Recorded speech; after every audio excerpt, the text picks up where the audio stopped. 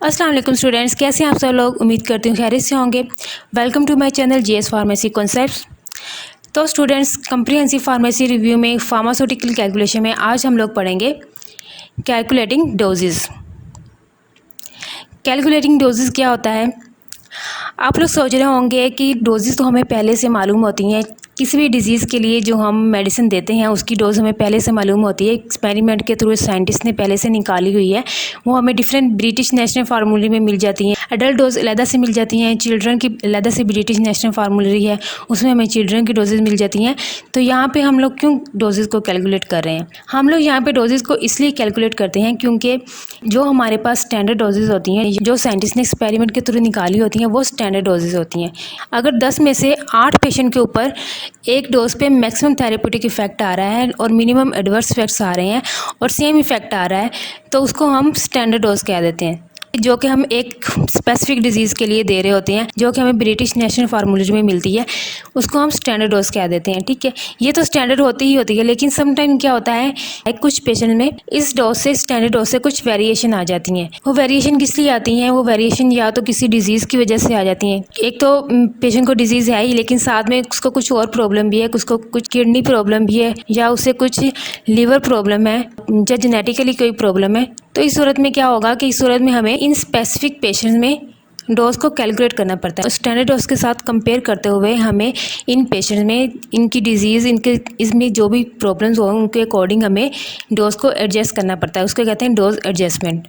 ठीक है, और ये हमें डिफरेंट डोज कैलकुलेशन के थ्रू करते हैं। जनरली जो हमें फार्मेसी में प्रॉब्लम फेस करनी पड़ती हैं वो कौन कौन सी होती हैं, उसमें हमें कैलकुलेशन करनी पड़ती है नंबर ऑफ़ डोजेज़, कि हम कितनी डोजेज़ दें एक पेशेंट को। ठीक है, उसकी डिजीज़ के हिसाब से उस पेशेंट की कंडीशन को देखते हुए हमें कैलकुलेट करनी होती है नंबर ऑफ़ डोजेज़। ठीक है, क्वांटिटीज़ इन अ डोज और टोटल मास और वॉल्यूम, इनके टोटल क्वांटिटी कितनी हो डोज की। अमाउंट ऑफ एक्टिव और इनएक्टिव इंग्रेडिएंट्स, इनके उसमें एक्टिव इंग्रेडिएंट कितने और इनएक्टिव इंग्रेडिएंट कितने हो, और उसमें साइज़ ऑफ डोज का साइज़ कितना हो, कितने mg की डोज हो। तो ये सारी प्रॉब्लम्स हमें फार्मेसी में फेस करनी पड़ती हैं, लेकिन हर फार्मेसी पे नहीं होता। जिन फार्मेसीज़ में कंपाउंडिंग का सेटअप अवेलेबल होता है उन फार्मेसी में ज़्यादातर हम ये कैलकुलेशन कर सकते हैं। ठीक है, नॉर्मली फार्मेसीज़ में जो होती हैं वो कंपाउंडिंग नहीं होती, तो उसमें हम डोजेज़ कैलकुलेट नहीं कर सकते। अगर करनी भी पड़े तो थोड़ी बहुत होती है, उसमें हम ज़्यादातर डोजेज़ कैलकुलेट नहीं कर सकते। ये हम करते हैं ज़्यादातर उन फार्मेसीज़ में जिनमें कंपाउंडिंग का सिस्टम अवेलेबल होता है, या फिर अगर हम एज अ क्लिनिकल फार्मासिस्ट काम कर रहे हैं, हॉस्पिटल में एज अ क्लिनिकल फार्मासिस्ट काम कर रहे हैं, तो तब हमें इन प्रॉब्लम को फेस करना पड़ता है और हमें ये चीज़ें कैलकुलेट करनी पड़ती हैं। तो यहाँ पे क्या कह रहे हैं कि calculation of doses generally can be performed with dimensional analysis. ठीक है, तो किसके थ्रू, हम डायमेंशनल एनालिसिस के थ्रू ये डोजेज की कैलकुलेशन कर सकते हैं। ठीक, लेकिन calculation of children dose is commonly performed by the pharmacist, यानी कि ये जो नॉर्मल प्रॉब्लम्स हैं ये तो हम डायमेंशनल एनालिसिस के थ्रू कर सकते हैं, लेकिन ज़्यादातर जो डोज कैलकुलेट करनी पड़ती है फार्मासिस्ट को वो होती हैं चिल्ड्रन डोजेस, क्योंकि हमें पता है जो हमारे पास डोजेज फॉर्म होती हैं, टैबलेट्स हो गई, सिरप्स हो गए या इंजेक्शन हो गए। ठीक है, तो इनमें जो डोजेज होती हैं वो अडल्ट डोज के हिसाब से होती हैं। ठीक है, तो हमें अगर बहुत छोटा बच्चा है तो हमें उसके लिए ये डोज कैलकुलेट करनी पड़ती है, क्योंकि हमें जो चाइल्ड BNF है, चाइल्ड ब्रिटिश नेशनल फार्मूलरी है, उसमें हमें जो स्टैंडर्ड डोजेज दी होती हैं वो मिलीग्राम पर kg के हिसाब से दी होती हैं, यानी कि कितने मिलीग्राम 1 kg में होगा, कि अगर चाइल्ड का वेट 1 kg हो तो उसको हम कितने mg हम उसको डोज दे सकते हैं।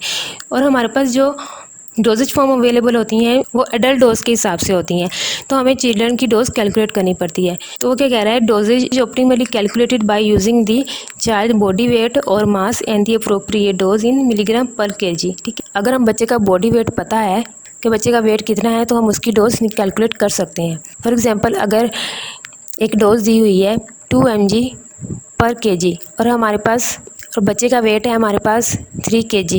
ठीक है, तो हम इसकी डोज कैसे कैलकुलेट करेंगे। 2 mg कितने kg में, 1 kg में। ठीक है, तो बच्चे का वेट कितना है, 3 kg। 3 kg कितने mg में होगा, हम उसके mg फाइंड आउट कर लेंगे। हमें से 2 mg multiply 3 kg is equal to 1 kg into x। ठीक है, 2 इंटू 3 कितने हो गए, 6 is equal to 1 into x। इधर आ जाएगा, 1 इधर मल्टीप्लाई हो रहा है, इधर जाके क्या हो जाएगा, डिवाइड हो जाएगा 6/1 इज इक्वल टू एक्स। तो एक्स हमारे पास क्या आ जाएगा, एक्स क्या है हमारे पास डोज है, हमारे पास डोज कितनी आ जाएगी 6 mg। ठीक है, तो हमें तो 3 kg के लिए 3 kg बच्चे का वेट है तो हमें 6 mg उसके लिए डोज चाहिए। ठीक है, तो इस तरह से हम चाइल्ड की डोज कैलकुलेट कर सकते हैं। और हमारे पास अब हमें पता चल गया कि हमें 6 mg डोज चाहिए, लेकिन हमारे पास जो डोजेज फॉर्म है, फॉर एग्जांपल सिरप है हमारे पास, उसकी कंपोजिशन है 10 mg 5 ml। 5 ml में कितने mg हैं 10 mg, और हमने बच्चे को डोज कितनी देनी है 6 mg। तो हम फिर कैसे कैलकुलेट करेंगे कि 10 mg अगर 5 ml में है तो 6 mg बच्चे को कितनी डोज देनी है 6 mg। तो हम किस 6 mg के हिसाब से निकालेंगे 6 mg कितने ml में होंगे वो हमने फाइंड आउट करना है। इन दोनों का आपस में सोल्यूशन निकालेंगे। 10 into x is equal to 5 into 6। ठीक है, 5 इंटू 6 10 इंटू एक्स। इस तरह से हम इसको क्रॉस मल्टीप्लाई करेंगे, हमारे पास जो आंसर आ जाएगा हमारे पास क्या आ जाएगा, x is equal to 5 into 6/10 और 5 6 आर 30/10। क्या आ जाएगा, x into x is equal to 10 3 are 30। तो एक्स हमारे पास कितने आ गए 3। तो हमें कितने ml चाहिए 3 ml। हम सिरप की क्वांटिटी 3 ml देंगे तो उसमें कितने mg डोज हो जाएगी 6 mg। ये तो इस सूरत में था अगर हमें बच्चे का वेट मालूम हो। ठीक है, अगर हमें बच्चे का वेट मालूम होगा तो हम इस तरह से बच्चे की डोज कैलकुलेट कर सकते हैं।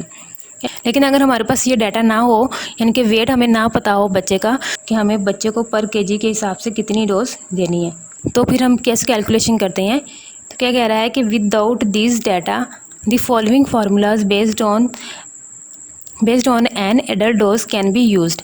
तो फिर उसके लिए हमें ये फिर नीचे डिफरेंट फार्मूलाज दिए हुए हैं जो कि एडल्ट डोज की बेस के ऊपर हैं, तो इसके थ्रू हम चाइल्ड डोज निकाल सकते हैं। ये डिफरेंट फार्मूलाज हैं, इनको आपको रट्टा लगाना पड़ेगा, तो इससे हम डिफरेंट चाइल्ड डोज निकाल सकते हैं। तो ये था कैलकुलेटिंग डोजेस कि हम डोजेस क्यों कैलकुलेट करते हैं, क्यों हमें डोजेस कैलकुलेट करने की ज़रूरत पेश आती है, कि अगर हमारे पास एक स्पेसिफिक डोज है तो फिर हमें क्यों ज़रूरत पेश आती है डोज कैलकुलेट करने की। तो इसलिए हम डोज को कैलकुलेट करते हैं। ठीक है, आज के लिए इतना ही।